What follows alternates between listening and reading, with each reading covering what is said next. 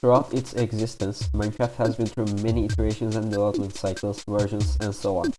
And I thought to myself, not many people has analyzed every single version of Minecraft in a chronological order yet, or at least I think they didn't. So I decided to make this video. Oh, it's about the Java Edition version only cause, whatever.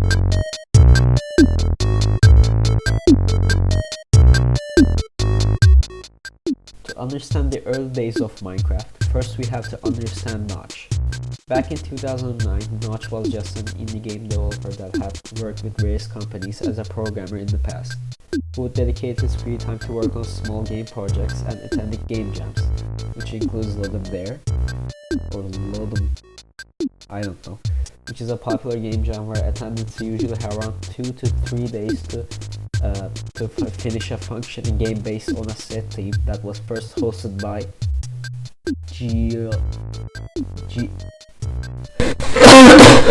Geoff Howland in 2002. Kind of name. Notch has made multiple attendances to Ludum Dare, and from those two games stand out as they would. Okay, where was I? And from those two games stand out as they would be the base for Minecraft in various ways. For example, Minecraft is a sandbox game that is likely the inspiration for the name Minecraft. And that's it.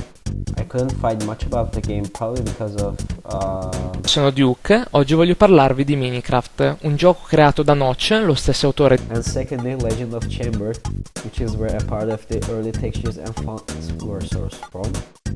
And lastly, RubyDunk, which is, from what I know, not a Ludum Dare contribution, but I'm going to mention it anyway because it's very important to the story.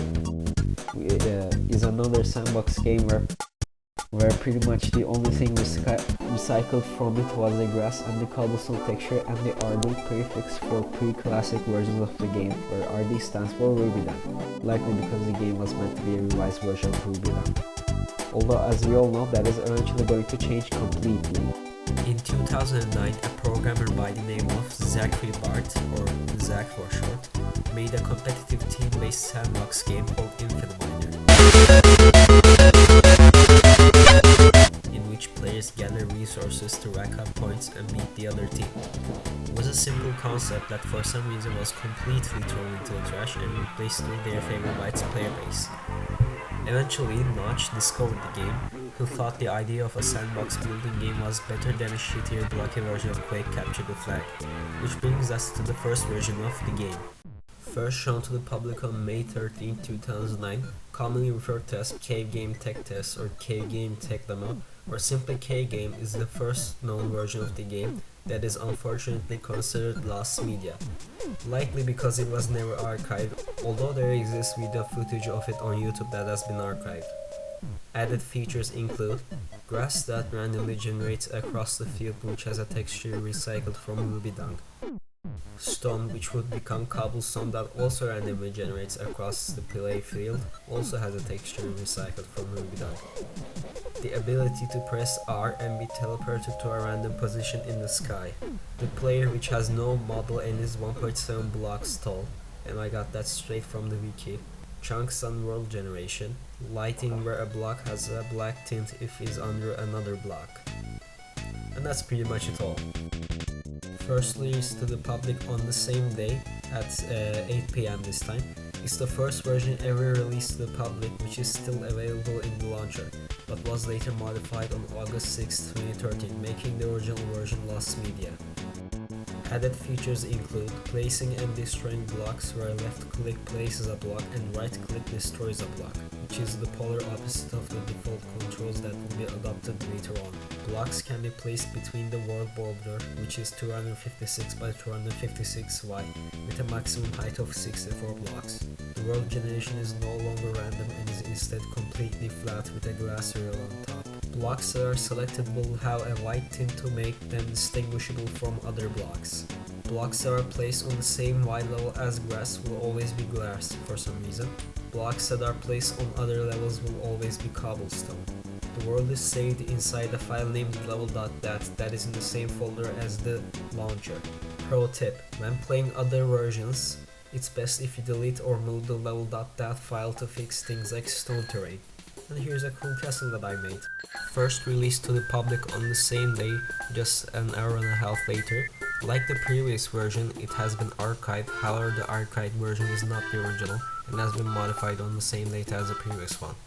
Added features include a mob, which is the original version of Steve with a beard that was borrowed from a scrap project called Zombie Town that flails its arms and heads around aimlessly and wanders about.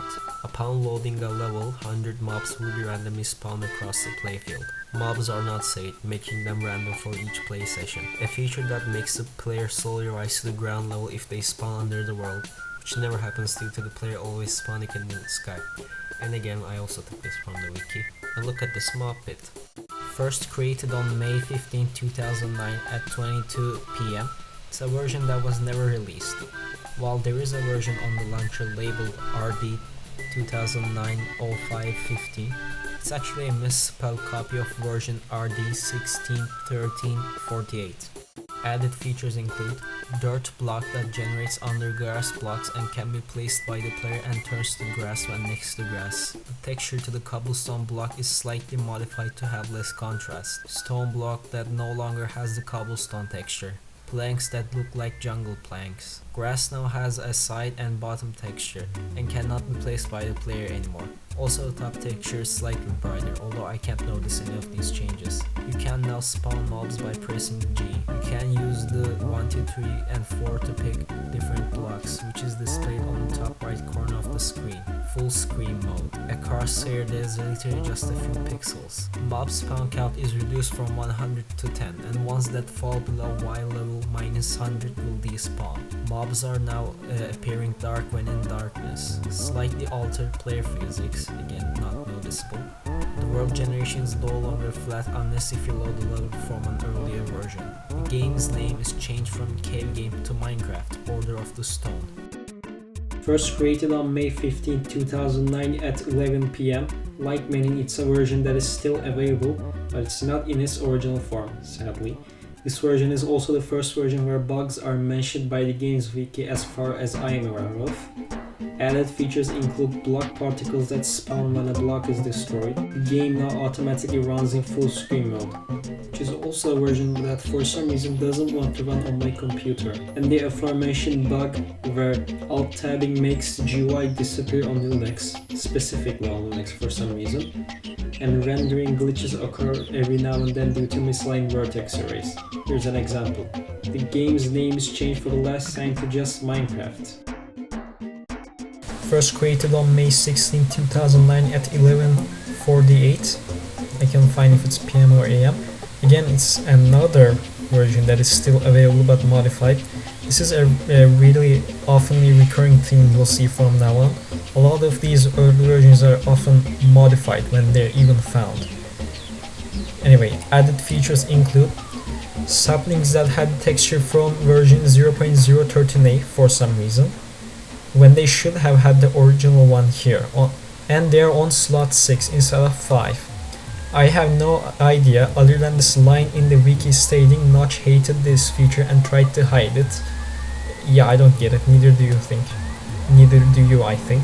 Sorry. Even though I enjoy programmer art, this sapling texture, in my opinion, looks like ash. Or shit. The plank's texture is The plank's texture is replaced with a piss-colored, less saturated version that I absolutely despise. Seriously, it looks like dog shit. Particles now face the proper direction and don't look like Doom characters with mouse look. Made the crosshair thicker. The rendering bug is fixed. And that's it for this YouTube essay on the first 5 versions of Minecraft and a watered down explanation of the early days of its development. I hope you enjoyed this crappy but hopefully fun video about Minecraft. That's how everyone says it, and as I want it to be, and as it should be. Please like and subscribe and comment and share and ring bell and tell your in-laws about the video or something. Maybe they will find and understand about Minecraft to release. Anyway, bye.